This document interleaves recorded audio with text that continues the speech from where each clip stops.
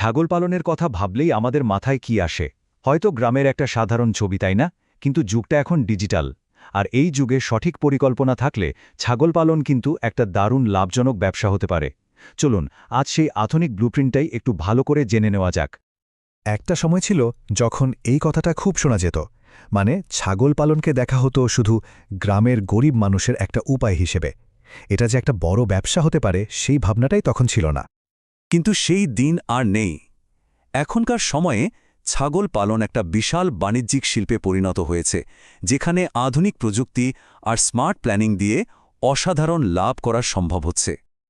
একটা প্রশ্ন কিন্তু থেকেই যায়, তাই না? যদি এতে এতই লাভ থাকে, তাহলে প্রায়ই শোনা যায় যে নতুন খামারগুলো 6 মাস বা 1 বছরের মধ্যেই বন্ধ হয়ে যাচ্ছে। সমস্যাটা কোথায়? আসলে এর পেছনের সবচেয়ে বড় একমাত্র কারণটাই হল সঠিক আধুনিক পরিকল্পনার অভাব। অনেকেই এখনও সে পুরনো দিনের পদ্ধতিতে চলেন। তো চলুন সে পারফেক্ট পরিকল্পনাটা কি সেটা ধাপে ধাপে জেনে নিই। যে কোনো সফল খামারের শুরুটা হয় দুটো জিনিস দিয়ে। 1, সঠিক জাত বেছে নেওয়া, আর 2, তাদের জন্য একটা আধুনিক বাসস্থানের ব্যবস্থা করা। চলুন প্রথমে এই দুটো ব্যাপারই পরিষ্কার করে নেওয়া যাক। তো জাত বাছতে গেলে আমাদের দেশে মূলত দুটো জনপ্রিয় অপশন আছে, ব্ল্যাক বেঙ্গল আর তোতাপুরি। ব্ল্যাক বেঙ্গল আমাদের দেশের গর্ব, এর মাংসের স্বাদ বিশ্বমানের আর রোগ প্রতিরোধ ক্ষমতাও দারুণ। অন্যদিকে তোতাপুরি জাতটা আবার খুব তাড়াতাড়ি বড় হয়, যা মাংসের জন্য ভালো, তবে এদের রোগ প্রতিরোধ ক্ষমতা একটু কম। তো যারা একদম নতুন করে শুরু করছেন তাদের জন্য বিশেষজ্ঞদের একটাই পরামর্শ, ঝুঁকি না নিয়ে খাঁটি ব্ল্যাক বেঙ্গল জাত দিয়েই খামার শুরু করুন। পরে অভিজ্ঞতা বাড়লে না হয় অন্য জাত নিয়ে ভাবা যাবে। আচ্ছা, এবার আসা যাক থাকার জায়গায়। আধুনিক খামারের সবচেয়ে জরুরি জিনিসটা হলো এই মাচা পদ্ধতি। এটা আর কিছুই না, মাটি থেকে প্রায় 3-4 ফুট উঁচুতে কাঠ বা বাঁশ দিয়ে তৈরি একটা প্ল্যাটফর্ম, যার উপর ছাগলগুলো থাকে। এই পদ্ধতিটা কেন এত জরুরি সেটা একবার দেখুন। ছাগলের মলমূত্র সরাসরি নিচে পড়ে যায়, ফলে ওরা সবসময় পরিষ্কার আর শুকনো থাকে। আর এর ফলে নিউমোনিয়া বা কৃমির মতো রোগের ঝুঁকি প্রায় 90%-এরও বেশি কমে আসে।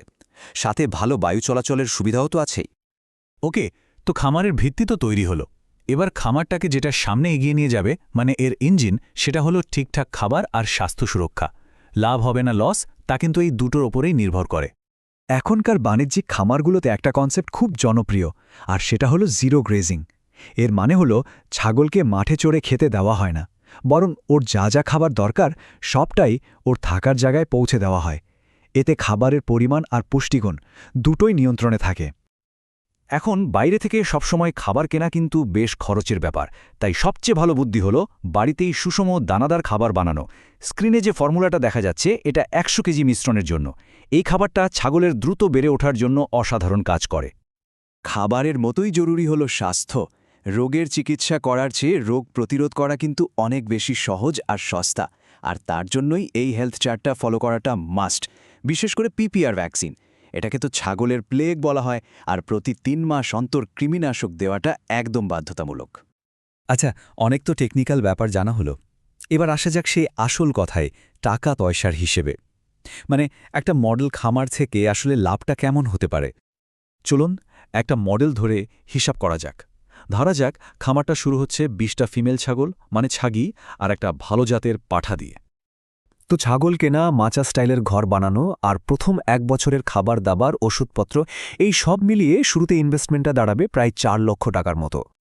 এবার আসি আয়ের দিকে, যেটা শোনার জন্য সবাই অপেক্ষা করে আছে। দেখুন, ব্ল্যাক বেঙ্গল ছাগল বছরে 2 বার বাচ্চা দেয়। সব হিসাব নিকাশ করে মৃত্যুহার বাদ দিয়েও যদি বছরে 60টা সুস্থ বাচ্চা বিক্রি করা যায়, আর প্রতিটার গড় দাম যদি 15,000 টাকাও ধরা হয়, তাহলে মোট আয় দাঁড়াচ্ছে 9 লক্ষ টাকা। তাহলে হিসাবটা কি দাঁড়ালো? মোট আয় থেকে শুরুর ইনভেস্টমেন্টটা বাদ দিলে প্রথম বছরেই নেট প্রফিট থাকছে প্রায় 4,80,000 টাকা। ভাবা যায় প্রথম বছরেই কিন্তু এই রিটার্ন। আর আসল মজাটা তো শুরু হবে দ্বিতীয় বছর থেকে, কারণ তখন তো আর ঘর বানানোর খরচ নেই, নতুন করে মা ছাগল কেনারও তেমন দরকার পড়ছে না। ফলে শুধু খাবার আর টুকটাক খরচ বাদ দিলে লাভের অঙ্কটা প্রায় দ্বিগুণ হয়ে যেতে পারে। কিন্তু দাঁড়ান, এত লাভের কথা শুনেই ঝাঁপিয়ে পড়লে কিন্তু হবে না। কিছু সাধারণ ভুলের জন্যেই কিন্তু বেশিরভাগ খামার ব্যর্থ হয়। চলুন সেই ভুলগুলো জেনে নিই, যাতে সেগুলো এড়িয়ে চলা যায়। সবচেয়ে বড় 3টে ভুল। 1, শুরুতেই বিশাল দালান কোঠা বানিয়ে সব টাকা নষ্ট করে ফেলা। 2. হাট থেকে বিশেষজ্ঞ ছাড়া রোগা বা অসুস্থ ছাগল কিনে আনা। আর 3 নম্বর এবং সবচেয়ে কমন ভুলটা হলো অধৈর্য হয়ে পড়া। মনে রাখতে হবে এটা কোনো ম্যাজিক না, অন্তত প্রথম 6 মাস থেকে 1 বছর ধৈর্য ধরে বিনিয়োগ করে যেতে হবে। তাহলে শেষ কথা কি? ব্যাপারটা হলো আধুনিক প্ল্যানিং, সঠিক জ্ঞান আর ধৈর্য।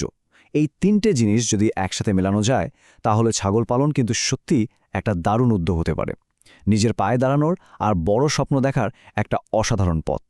প্রশ্ন হলো, এই পথে হাঁটার জন্য কারা কারা তৈরি?